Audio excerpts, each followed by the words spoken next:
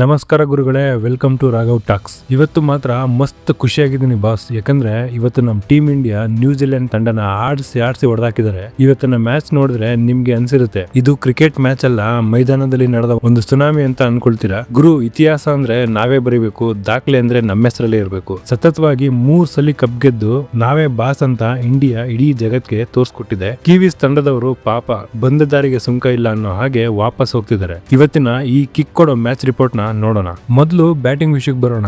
ಇವತ್ತು ಯಾರಪ್ಪ ಮನುಷ್ಯ ಸಂಜು ಸ್ಯಾಮ್ಸನ್. ಗುರು, ಎಂತ ಕ್ಲಾಸ್ ಇನ್ನಿಂಗ್ಸ್ ಅಂದ್ರೆ ಒಂದೊಂದು ಶಾಟ್ ಕೂಡ ಪಟಾಕಿ ಹೊಡೆದಂಗಿತ್ತು.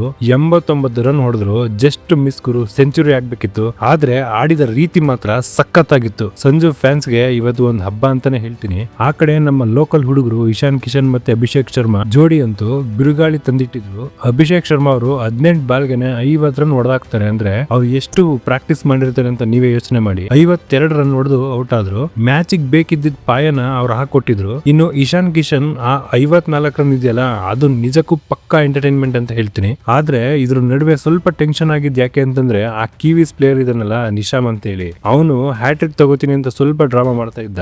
ಸಂಜು ಸ್ಯಾಮ್ಸನ್, ಇಶಾನ್ ಕಿಶನ್ ಮತ್ತೆ ಸೂರ್ಯನನ್ ವಿಕೆಟ್ ತಕೊಂಡು ಸ್ವಲ್ಪ ಶಾಕ್ ಕೊಟ್ಟ ಅಂತಾನೆ ಹೇಳ್ತೀನಿ. ಶಿವಮ್ ದುಬೆ ಲಾಸ್ಟ್ ಓವರ್ ನಲ್ಲಿ ನಿಶಾಮ್ಗೆ 24 ರನ್ ಹೊಡೆದಾಕಿದ್ರು. ಅದು ನಿಜಕ್ಕೂ ಒಂದು ಒಳ್ಳೆ ಮಜಾ ಕೊಡ್ತು ಅಂತ ಹೇಳ್ತೀನಿ. ನಿಜವಾಗ್ಲೂ 255 ರನ್ ಹೊಡೆದ್ರು ಅಂದ್ರೆ ನಂಬಕ್ಕೆ ಆಗ್ತಿಲ್ಲ, ಯಾಕೆಂದ್ರೆ ಅದು ಜೋಕ್ ಅಂತೂ ಅಲ್ವೇ ಇಲ್ಲ. ಇನ್ನು ಬೌಲಿಂಗ್ ವಿಷಯಕ್ಕೆ ಬಂದ್ರೆ ನಾವು ಮಾತಾಡ್ಲೇಬೇಕಿರೋದು ಆ ಮನುಷ್ಯ ಒಬ್ಬನ ಬಗ್ಗೆ. ಹೆಸರೇ ಸಾಕು ಬಾಸ್, ಜಸ್ಪ್ರೀತ್ ಬುಮ್ರಾ. ಗುರು, ಈ ಮನುಷ್ಯ ಟೀಮ್ ಅಲ್ಲಿ ಇದ್ದಾನೆ ಅಂದ್ರೆ ಸಾಕು, ನಮ್ಗೆ 90% ಮ್ಯಾಚ್ ಗೆದ್ದಂಗೆ ಅನಿಸ್ತಾ ಇರುತ್ತೆ. ಮೈದಾನಕ್ಕೆ ಬಂದು ಆ ಲೆಂತ್ ಹಾಕೋಕ್ ಶುರು ಮಾಡಿದ್ರೆ ಸಾಕು, ಆಪೋಸಿಟ್ ಬ್ಯಾಟ್ಸ್ಮನ್ ಗಳ ಕಾಲು ನುಡುಕ್ತಾ ಇರುತ್ತೆ ಅಂತಾನೆ ಹೇಳ್ತೀನಿ. ಇವತ್ ಕೂಡ ಅದೇ ತರ ಸ್ಪೆಲ್ ಮಾಡಿದರೆ. ಅವ್ರು ಬಂದ ಮೊದಲನೇ ಬಾಲ್ ನಲ್ಲೇ ವಿಕೆಟ್ ನ ಎಗರಿಸಿದ್ರು. ಸಚಿನ್ ರವೀಂದ್ರ ಏನ್ ನಡೀತಿದೆ ಅಂತಾನೆ ಗೊತ್ತಾಗದೆ ಮುಂಚೆನೆ ಪೆವಿಲಿಯನ್ ಗೆ ಹೊರಟೋದ್ರು. 4 ಓವರ್ ಹಾಕಿ ಬರೀ 15 ರನ್ ಕೊಟ್ಟಿದ್ದಾರೆ ಅಂದ್ರೆ ನೀವು ನಂಬ್ತೀರಾ? ಇದು ಬರೀ ಬೌಲಿಂಗ್ ಅಲ್ಲ, ಇದು ಮ್ಯಾಜಿಕ್ ಅಂತಾನೆ ಹೇಳ್ತೀನಿ. ಅದ್ರ ಜೊತೆಗೆ ಅಕ್ಷರ್ ಪಟೇಲ್ ಗುರು, ಇವತ್ತು ಅವ್ರು ತೋರಿಸಿರೋ ಆಟ ಹೈಲೈಟ್ ಆಫ್ ದಿ ಮ್ಯಾಚ್ ಅಂತ ಹೇಳ್ತೀನಿ. ಬ್ಯಾಟಿಂಗ್ ಬಂತ ಚೆಚ್ಚಾಕ್ತಾರೆ, ಬೌಲಿಂಗ್ ಬಂತ ವಿಕೆಟ್ ನ ಕಿತ್ ಬಿಸಾಕ್ತಾ ಇರ್ತಾರೆ. ಅವರ ಹೋಮ್ ಗ್ರೌಂಡ್ ಅಲ್ಲಿ ಅಕ್ಷರ್ ಪಟೇಲ್ ನಿಜಕ್ಕೂ ಬಾಸ್ ಅಂತಾನೆ ಹೇಳ್ತೀನಿ. ಒಪ್ಕೊಳ್ತೀನಿ ಗುರು, ಬ್ಯಾಟಿಂಗ್ ಮತ್ತೆ ಬೌಲಿಂಗ್ ನಲ್ಲಿ ನಾವು ಕಿಂಗ್ಸ್ ಅಂತ. ಆದ್ರೆ ಫೀಲ್ಡಿಂಗ್ ನಲ್ಲಿ ಇವತ್ತು ಸ್ವಲ್ಪ ಯಾಮರಿದ್ರು ಅಂತ ಹೇಳ್ತೀನಿ. ನಮ್ಮ ಹಾರ್ದಿಕ್ ಪಾಂಡ್ಯ ಮತ್ತೆ ಶಿವಮ್ ದುಬೆ ಕೆಲವು ಈಸಿ ಕ್ಯಾಚ್ ಗಳನ್ನ ಮಿಸ್ ಮಾಡಿದ್ರು. ನ್ಯೂಜಿಲೆಂಡ್ ತಂಡದಲ್ಲಿ ಸೀಫರ್ಟ್ ಮತ್ತೆ ಸ್ಯಾಂಡ್ನರ್ ಸ್ವಲ್ಪ ಹೋರಾಟ ಮಾಡಿದ್ರು. ಸೀಫರ್ಟ್ 52 ರನ್ ಹೊಡೆದಾಗ ನಮಗೆ ಸ್ವಲ್ಪ ಟೆನ್ಷನ್ ಆಗಿತ್ತು. ಆದ್ರೆ ನಮ್ಮ ಬುಮ್ರಾ ಮತ್ತೆ ಅಕ್ಷರ್ ಮ್ಯಾಜಿಕ್ ಮುಂದೆ ಅವರು ಎಷ್ಟೊತ್ತು ನಿಲ್ಲೋಕ್ ಸಾಧ್ಯ.